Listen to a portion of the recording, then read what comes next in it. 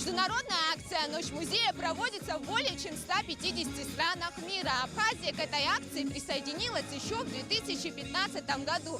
С тех пор увеличивается не только количество посетителей, но и число музеев, желающих принять участие в этой акции. А первым ее в этом году открыл Государственный музей боевой славы имени Владислава Арзенба.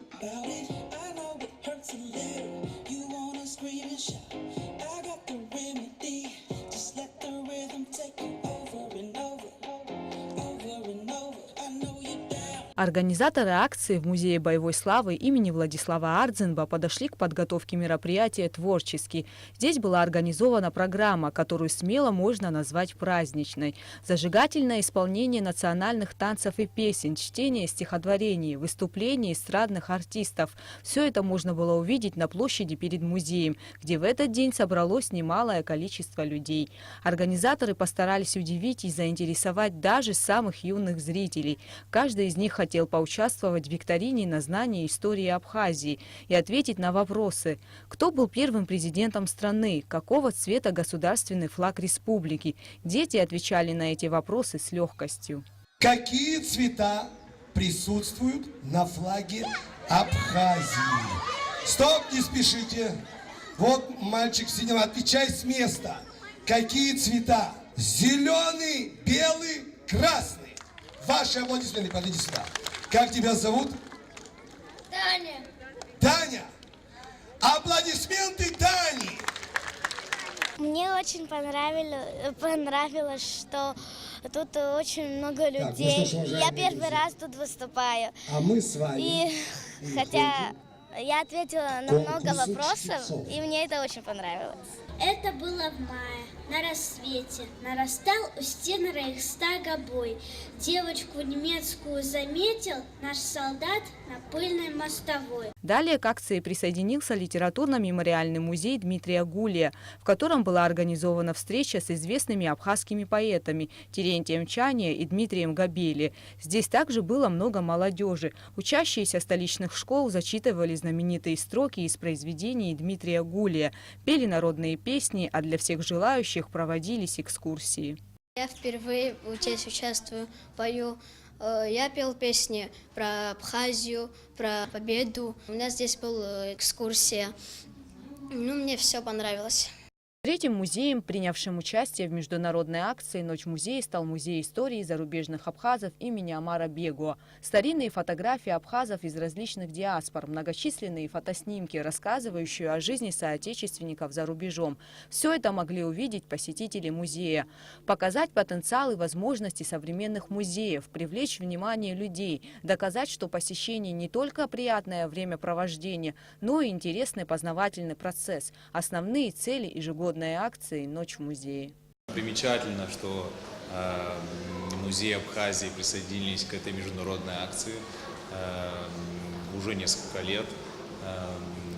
Мы наблюдаем, как больше и больше музеев присоединяются и обращают внимание граждан, нас к этой важной вещи, к древностям Абхазии. В Абхазском государственном музее также было подготовлено немало сюрпризов для тех, кто решил с пользой провести этот вечер. В одном из залов была открыта экспозиционная выставка «Озеро Риза», в которой сотрудники музея собрали уникальные материалы об открытии, изучении и освоении озера. Особое внимание зрителей привлекла небольшая картина, нарисованная углем на цементной бумаге, переданная экс-министру культуры Кисоо Хагба во время официального визита абхазской делегации в Германию в 1997 году, одним из немецких военнопленных, принимавших участие в строительстве дороги к озеру. Ливень страшный, вот стоит старичок и плакат он держит. Господин министр Хагба, на минутку остановитесь около нас, на русском написано.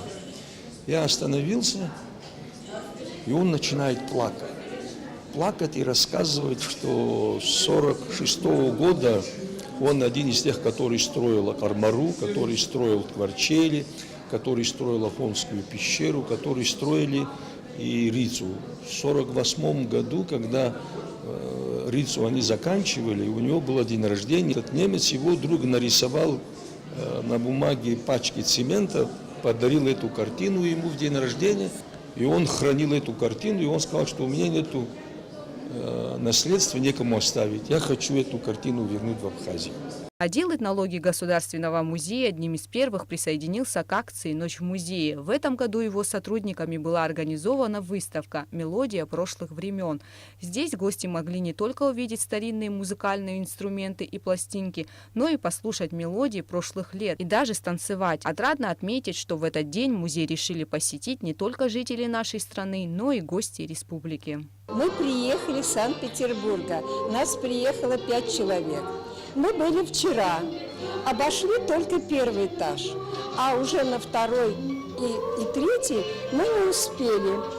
Поэтому мы сегодня еще раз пришли, потому что нам очень понравилось.